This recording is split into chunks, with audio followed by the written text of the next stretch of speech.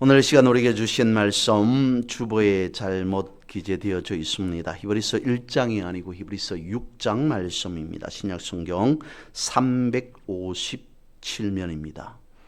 히브리서 6장 1절로 8절까지 말씀 찾으셔서 한 절씩 저와 여러분이 번갈아 읽으시겠습니다.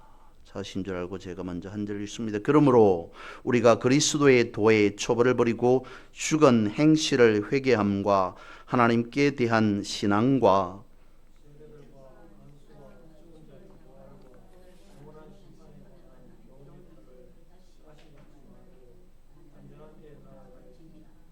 하나님께서 허락하시면 우리가 이것을 하리라.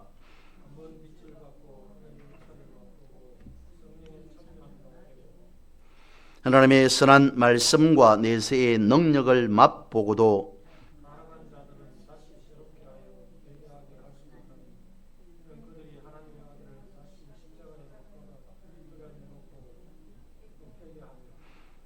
땅이 그 위에 자주 내리는 비를 흡수하여 밭가는 자들이 쓰기에 합당한 채소를 내면 하나님께 복을 받고 만일 가시와 엉겅퀴를 내면 버림을 당하고 저주함에 가까워 그 마지막은 불사름이 되리라.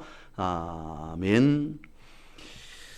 오늘 본문의 말씀을 가지고 1절에 있는 바와 같이 초보라고 하는 단어를 가지고 한번 말씀을 살펴보고자 합니다. 제목은 초보자라고 되어 있습니다. 초보자라고 하면 사전의 뜻이 그렇게 되어 있죠. 처음 걸음을 떼는 사람이라고 되어 있습니다. 처음 걸음을 걷는 자라고 하는 것은 단순히 걸음을 걷는다라기보다는 무엇을 처음 시작하는 것을 두고 초보 혹은 초보자라고 말할 수 있을 것 같습니다. 그러면 초보자인 당사자는 어떻게 하냐면 처음 걷는 걸음이기에 무엇인가 처음 시작하는 것이기에 누구 못지않게 본인 스스로는 긴장합니다. 두려움도 있겠죠. 불안함도 있을 수밖에 없습니다. 그러다 보니까 조심하게 됩니다. 초보자가 자신 마음대로 아무런 생각 없이 일을 시작하거나 그 길을 걸어가지 않더라는 것이죠. 초보자가 초보인 것을 망각하고 무엇인가를 시작하게 되면 다칠 수밖에 없습니다.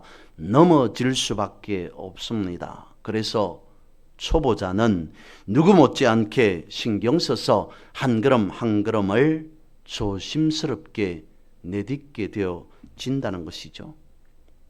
그런 측면에서 보면 오히려 자신 스스로 초보에서 벗어났다라고 생각하는, 그래서 이제는 내가 무엇인가 어느 정도 마음껏 할 수 있다 혹은 마음대로 할 수 있다라고 생각하는 그 시점에서 위험할 수 있게 되어집니다. 무엇인가 시작할 때 가졌던 그 처음 마음과 같이 일을 하게 된다면 모든 것이 안정적으로 되어질 것이다 라고 말씀을 드립니다. 물론 초보이면 다음 단계를 넘어서 발전하고 성장해야 하는 것은 지극히 당연합니다. 초보자라고 해서 처음에 머물자라고 하는 것을 말씀드리고자 하는 것은 아닙니다. 초보의 마음 자세를 되돌아볼 필요가 있다는 것입니다. 이런 뜻에서 초보라고 하는 것을 말을 바꿔서 초심이라고 하는 말로 생각해 봅니다. 어떤 사람이든 어떤 말이든지 간에 처음 가졌던 마음을 지속하는 것, 그것은 어쩌면 인생에서 매우 중요한 일일 겁니다. 하지만 돌이켜 생각해 보면 처음 먹은 마음을 그대로 지속해 나가는 것, 끝까지 어떤 일의 결과에 이르기까지 유지하고 나아가는 것 결코 쉽지 않다는 것 또한 우리도 잘 알고 있습니다. 그런 측면에서 초보 혹은 초심이라고 하는 것을 한번 생각해 보고자 한다는 것이죠. 지난 주일 오후에 가을이라고 하는 계절에 대해서 말씀을 드리면서 우리는 이 시점에서 영적인 계절에 대해서 생각해 볼 필요가 있다라고 말씀을 드렸습니다. 영적인 계절 역시 열매를 생각해야 한다는 그것이었습니다. 그러면 초보가 되어서는 안 됩니다. 초보는 열매를 맺을 수 없기 때문이죠. 익숙해야 됩니다. 다른 말로 성숙해야 됩니다. 그래야만이 열매를 맺을 수 있게 되어집니다. 그러면 초보란 말과 열매라고 하는 말은 상충되어지는 것 같습니다. 하지만 앞서 말씀드린 바와 같이 초보 아니 초심을 잃어버린 열매는 초심을 잃어버린 결과는 결코 성숙한 열매, 무르익은 열매라고 말할 수는 없을 것 같습니다. 어쩌면 초심을 잃어버리고 난 뒤에 맺은 열매는 알찬 열매가 아닌 빈 껍질이 될 확률이 높지 않을까 싶습니다. 다름 아닌 계시록에서 말씀하고 있는 에베소 교회에 대해서 한번 생각해 봅니다. 계시록 2장 1절에서 7절까지의 말씀에 보면 에베소 교회에 대해서 말씀을 하면서 처음 사랑을 회복하라 라고 말씀을 하고 있습니다. 계시록 2장의 말씀엔 그렇게 되어 있습니다. 왜 처음 사랑을 버렸느냐라고 책망하고 있죠. 그러면서 처음 행위를 가지라 라고 말씀을 합니다. 만약에 그렇지 않다면 계속 말씀하고 있습니다. 촛대를 옮겨버릴 것이다. 촛대에 대한 해석은 설명은 분분합니다만 촛대를 옮기겠다라고 하는 그 말씀의 의미 안에는 엄청난 것을 잃어버리게 되어진다라고 하는 그 뜻이 되어지죠. 계속 말씀하고 있습니다. 하지만 이기는 자에게는 생명의 나무 열매를 먹게 할 것이다 라고까지 말씀을 하고 있습니다. 그렇다면 처음 사랑을 회복하라 내지는 왜 처음 사랑을 버렸느냐라고 하는 그 말씀에서 생각해 보았을 때 처음 사랑을 회복한다면 생명나무의 열매를 먹게 되어진다라고 하는 것은 그야말로 엄청난 말씀일 수밖에 없습니다. 왜 그렇습니까? 낙원에 있는 생명나무의 열매, 그것은 하나님께서 처음 창조하실 때에 지으신 겁니다. 만드신 겁니다. 아담이 범죄하였습니다. 선악과를 먹고 난 이후에 성경에 보면 하나님께서 말씀하시기로 아담이 생명나무의 열매를 먹고 영생할까라고 하면서 아담조차 먹지 못하도록 천사들을 통해서 생명나무를 지키도록 했습니다. 그룹을 통해서 생명나무를 아담이 먹지 못하도록 막았는데 처음 사랑을 에베소 교회에다가 말씀하시기로 처음 사랑을 회복하게 되어진다면 과연 낙원에 있는 생명나무의 열매를 먹게 하시겠다, 먹게 해주겠다. 이것이 보통 말씀이 아니라는 거죠.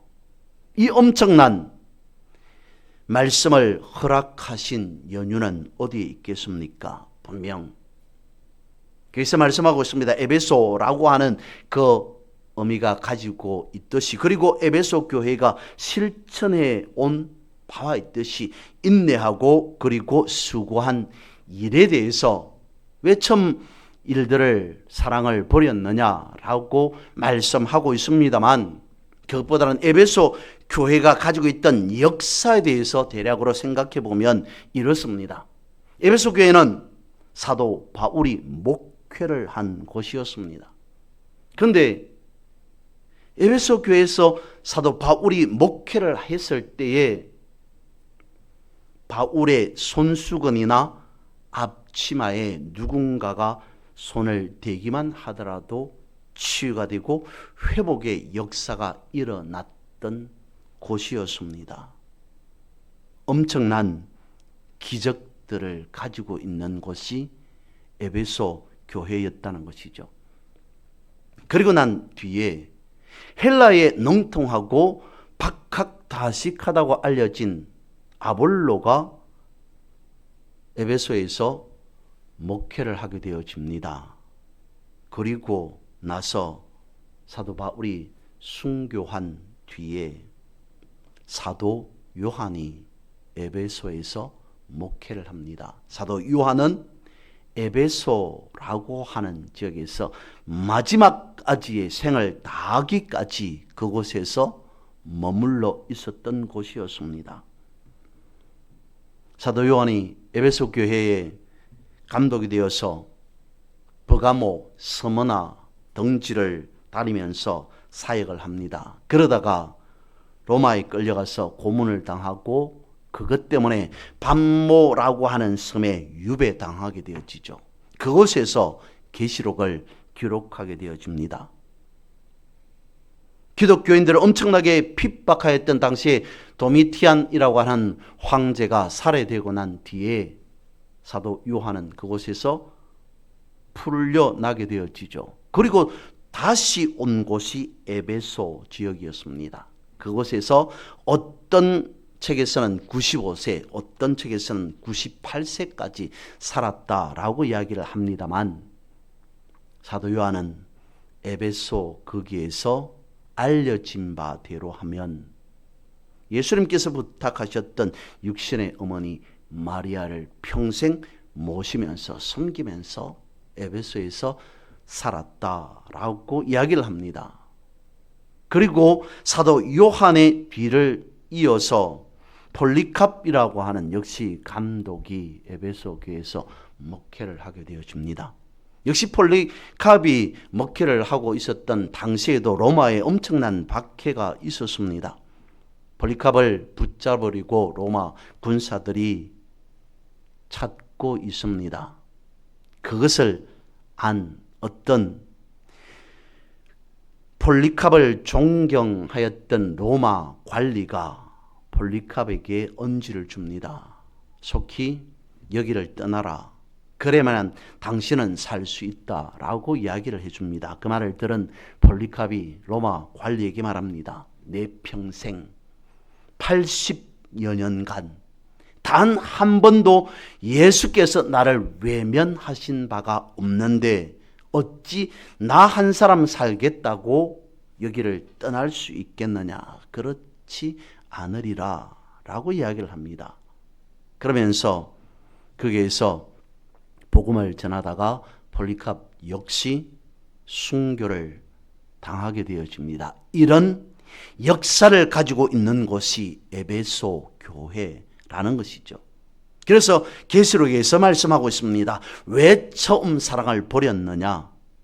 이 엄청난 처음 사랑을 회복하라 라고 성경은 말씀하고 있다는 것이죠. 오늘 우리가 본 히브리서 6장의 말씀에도 그렇게 되어 있습니다. 그리스도의 도의 초보를 버리고 성숙한 신앙인으로 나아가라. 혹은 자라가라 라고 말씀을 하고 있습니다. 신앙 그렇습니다. 자라가야 합니다. 그래서 초보에서 벗어나서 성숙한 신앙으로 자라가야 하는 게 맞습니다. 그러면 어떻게 해야 그렇게 되어지겠습니까? 1절과 2절 말씀을 읽어봅니다. 그러므로 우리가 그리스도의 도의 초보를 버리고 죽은 행실을 회개함과 하나님께 대한 신앙과 세례들과 안수와 죽은 자의 부활과 영원한 심판에 관한 교훈의 틀을 다시 닦지 말고 완전한 대로 나아가라 라고 말씀하고 있습니다. 그리스도의 도의 초보를 버리고 완전한 신앙으로 나아가라 라고 말씀하고 있는데,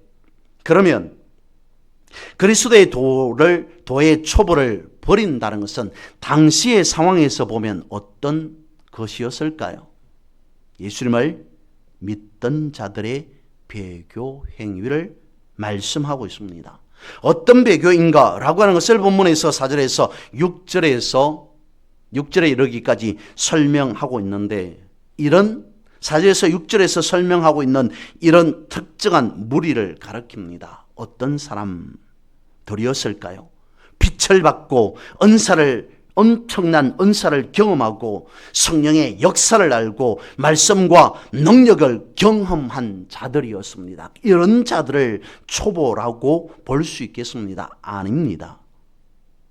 엄청난 축복을 누렸던 자들입니다. 한때 충실하게 믿었던 자들입니다. 그랬던 자들이 타락해서 어떤 상태가 되었느냐? 본문은 말씀하고 있습니다. 예수님을 다시 십자가에 못 박고 욕되게 하였다. 그런 자들에게 내린 저주가 벌이 오늘 본문의 7절과 8절에서 또한 말씀하고 있습니다. 이것을 예를 들어서 우리가 자주 거론하는 말씀을 드리는 광야의 이스라엘 백성들에 대한 예를 들어서 살펴봅니다. 광야에 있었던 이스라엘 백성들, 왜 수고하지 않았겠습니까? 힘들지 않았겠습니까? 고생스럽지 않았겠습니까? 어쩌면 죽을 만큼 힘들었을 겁니다. 하지만 그 이상으로 저들은 엄청난 하나님의 기적들을 경험했습니다. 눈으로 보았습니다. 구름 기둥과 불 기둥의 인도하심, 만나의 기적, 그것이 저들을 광야로 그리고 가나안 땅에 이르기까지 인도해 내었습니다. 엄청난 하늘의 신령한 은사를 경험한 매우 특별한 것이었습니다. 그런데 이런 엄청난 경험을 한 이스라엘 백성들이 하나님을 등지고 다른 신을 믿었다면, 물론 하나님을 온전히 믿지 않았다라고 성경은 말씀하고 있습니다만, 예를 들어서 그런 엄청난 경험을 하였던 이스라엘 백성들이 가나안 땅에 들어가지 전에 일제히 다른 신을 섬겼다라고 한다면 이것만큼 심각한 배교가 있을까 싶습니다. 오늘 본문에서 말씀하고 있는 것이 그 정도라는 것이죠. 왜냐하면 본문은 말씀하고 있습니다. 예수님을 십자가에 다시 못 박을 만큼이다 라고까지 말씀하고 있습니다.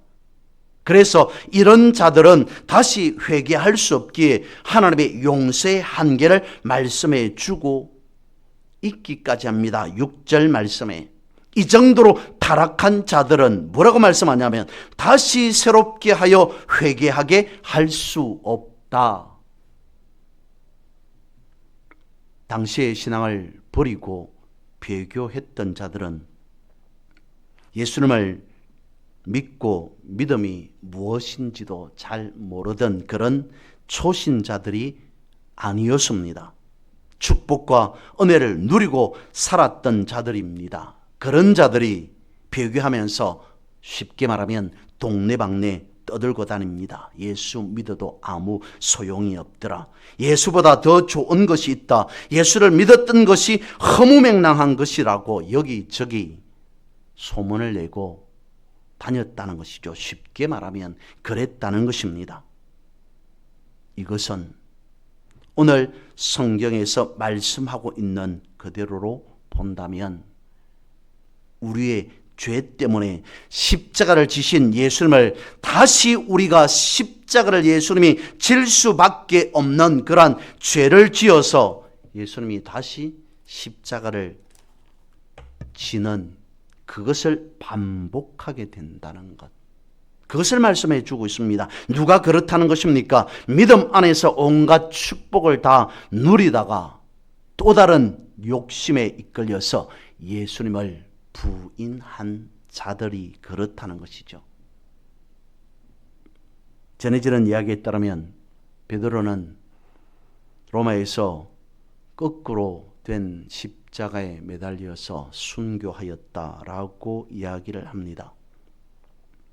로마 황제의 핍박이 기독교를 향해서 거세지자 베드로는 두려워한 나머지 로마에서 탈출해야 되겠다라고 마음을 먹습니다. 도망가고 있는 그에게 환상이 보입니다. 예수님께서 가고 있습니다. 그러자 베드로가 예수님께 묻습니다. 쿠오바디서 도미네, 그 유명한 말씀이죠. 주여 어디로 가십니까? 그러자 예수님께서 베드로에게 말씀하십니다. 나는 내가 버리고 도망가는 로마로 향하여 다시 가서 십자가를 지려고 한다. 그 말에 베드로는 회개하였다고 합니다. 그리고는 다시 돌아가서 복음을 전하다가 거꾸로 십자가에 매달렸다라고 하는 이야기가 전해지죠. 우리가 주님을 부인하고 주님에게서 멀어질 때 주님은 그런 어리석은 우리를 위해서 다시금 십자가에 못 박히시는 그러한 엄청난 고통을 당하신다는 것입니다. 이런 일이 반복되어서는 안 된다는 것이죠. 그래서 본문에서도 분명하게 말씀하고 있습니다. 우리가 신앙을 포기하고 불신의 자리로 내려가는 것은 예수 그리스도를 다시 십자가에 못 박게 하는 것이며 욕되게 하는 것과 같다라고 말씀을 하고 있습니다. 초보라고 하는 그 말을 처음이라고 하는 그 의미에서 다르게 생각하여서 초심, 처음 마음이라는 것을 말씀을 드렸습니다. 앞서 말씀을 드렸던 출애굽한 이스라엘 백성들을 다시 한번 생각해 보면 출애굽한 이스라엘 백성들에게 처음 마음은 그러면 무엇이었겠습니까? 하나님께서 약속의 땅으로 걸어가신 말씀의 때로 돌아가는 것이 초심이었을 겁니다. 광야에서 다시 애굽으로 돌아가겠다, 다시 애굽으로 돌아가겠다라고 하는 것이 초심이 분명 아니었습니다. 그들은 그럼에도 출애굽한 이후에 계속해서 하나님의 은혜와 능력을 체험했음에도 그들은 신앙의 초보 단계에서 벗어나지를 않았습니다. 끊임없이 원망하고 불평합니다. 이스라엘을, 가나안을 목전에 두고서도 저들은 그랬습니다. 오늘 본문에서 말씀하고 있는 그리스도의 도의 초보에서 저들은 수십 년을 광야라고 하는 그곳에서 훈련받고 단련이 되어졌음에도 벗어나지를 못했습니다. 그랬던 저들은 어떻게 되었습니까? 성경은 기록하고 있습니다. 오늘 본문은 이렇게 말씀하고 있습니다. 8절에 불사름이라고 말씀합니다. 하나님의 불의 심판을 의미하겠죠. 초심을 잃어버리고 다른 길을 선택한 자들의 최후가 오늘 본문에서는 불사름, 광야에서 수십 년 동안 그리스도의 도의 초보에서 벗어나지 않았던 자들 역시 불사람이라고 하는 그 최후를, 죽음이라고 하는 최후를 맞이할 수밖에 없었습니다. 초보에서 벗어나는 것 좋은 것입니다. 하지만 초보의 때에 가졌던 그 마음까지 버리게 되어진다면 훨씬 더 위험해지게 되어집니다. 귀한 열매, 성숙한 열매는 어디서 시작하는가? 초심에서, 처음에서 시작한다. 그러면 처음 혹은 처음 마음이라고 하는 것은 어쩌면 예수 그리스도의 마음이 아닐까? 성령의 내재하심이지 않을까 싶습니다. 이러한 예수님께서 우리에게 주신 그런 믿음의 처음 마음, 그것이 우리의 삶에, 여러분의 삶에 끊어지지 않고 계속해서 이어지는 축복의 삶이 되어지기를 주님의 이름으로 선포하고 축복합니다.